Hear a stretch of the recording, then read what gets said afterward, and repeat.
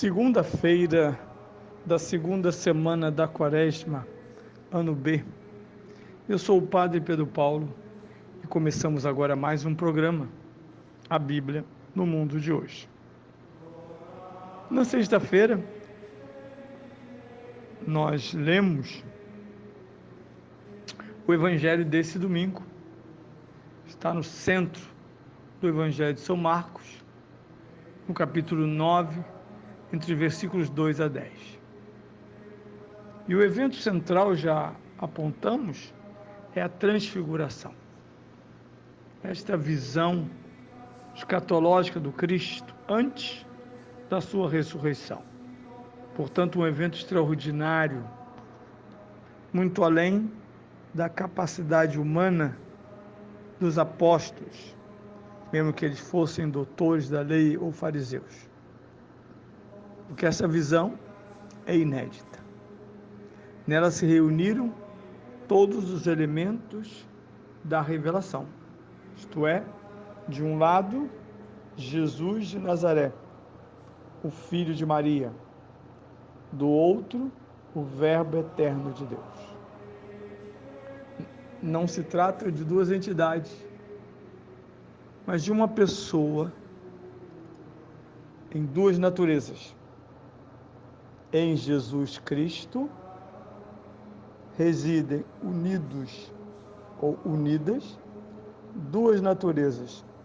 Esta unidade, vai proclamar o Concílio de Calcedônia, é uma unidade sem confusão nem distinção. Não se pode dizer ele é homem ou ele é Deus, mas é Deus e homem simultaneamente e integradamente.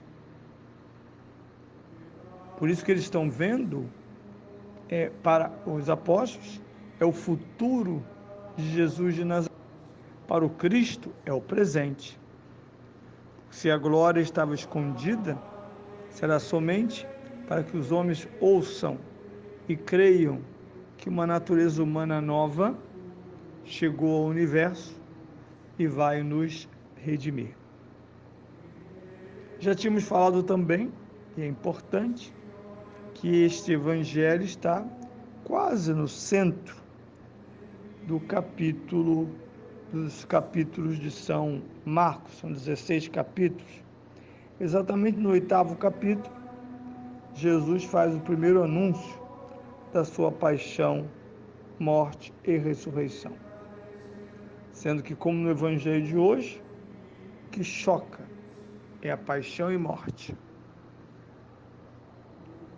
Eles entendem perfeitamente que o futuro de Jesus é aparentemente uma derrota, destruído pela força política e econômica de seus opositores, os mestres, sacerdotes, os doutores da lei, em parte os fariseus.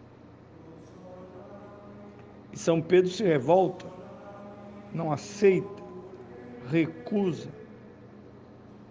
Pois bem, o capítulo 9 traz como resposta a este capítulo 8 este convite, que os apóstolos, São Pedro, São Tiago e São João, sejam testemunhas da força do crucificado.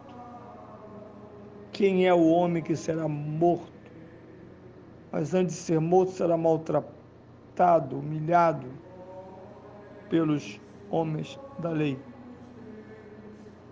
e da religião? E este que eles estão vendo, fulgurante,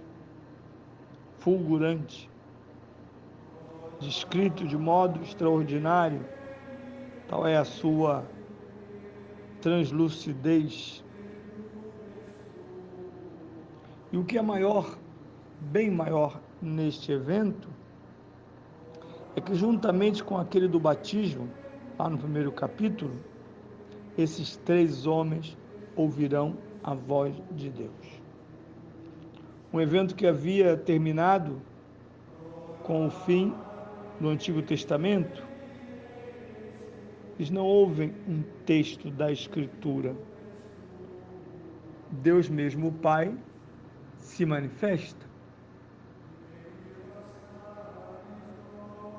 Este é o meu filho muito amado, escutai. Uma única sentença com duas afirmações importantes. Primeiro, a quem vês? E Deus responde, meu filho muito amado. Mas é Jesus de Nazaré ou é o Cristo? Nele, o filho de Maria, está e é o filho bem amado de Deus. Desde a sua natureza humana sem pecado, vinda de sua mãe, tanto quanto o Verbo divino unido a essa natureza humana de modo perfeito.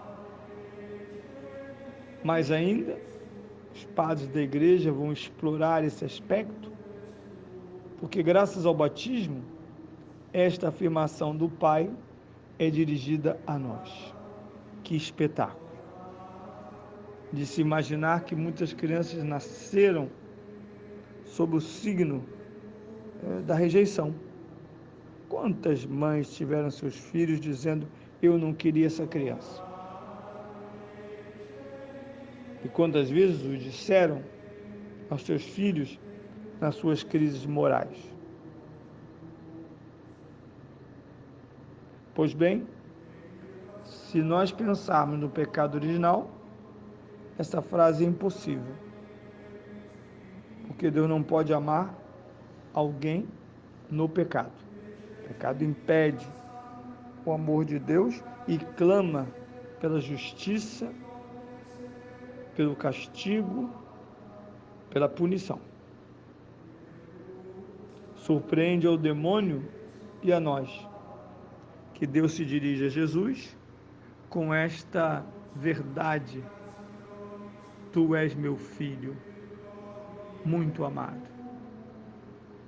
Em cada batismo no mundo inteiro, o Espírito comunica esta afirmação amorosa do Pai a nós.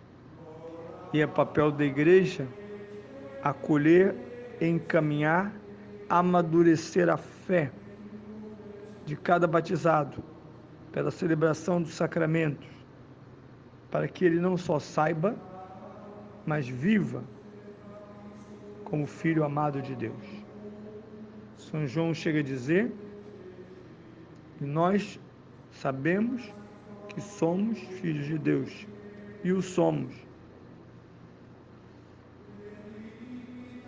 Esta realidade maravilhosa que está no centro da transfiguração, uma definitiva afirmação sobre o amor de Deus por nós. Mas tem uma segunda parte, que é uma advertência. Na primeira parte nós temos um verbo indicativo, este é. Na segunda, um imperativo, escutai. Essa palavra é dirigida a nós, primeiramente dirigida à Igreja Apostólica. E aqui escutai tem muitos significados. O primeiro é considerar que tudo que Jesus afirma é vontade do Pai, está unido ao Pai e, portanto, é revelação divina e não objeto de contestação humana. Deus nos dá inteligência espiritual para mergulharmos nos mistérios e paradoxos da sua revelação.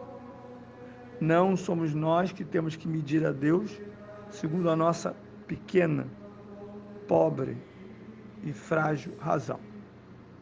Pelo contrário, o Espírito Santo ilumina a razão, São Tomás de Aquino chamava exatamente razão iluminada, aquela guiada pelo Espírito Santo para compreender a seu modo, isto é, humanamente, a verdade divina. Por outro lado, diz também que é preciso considerar a própria vida a partir dele. Guiem-se pela palavra que é meu filho muito amado. Ele é vosso orientador. Ele é vosso guia. E por fim, o Evangelho termina com uma recomendação de Jesus, que é: não contem a ninguém, até que o Filho do Homem ressuscite dos mortos.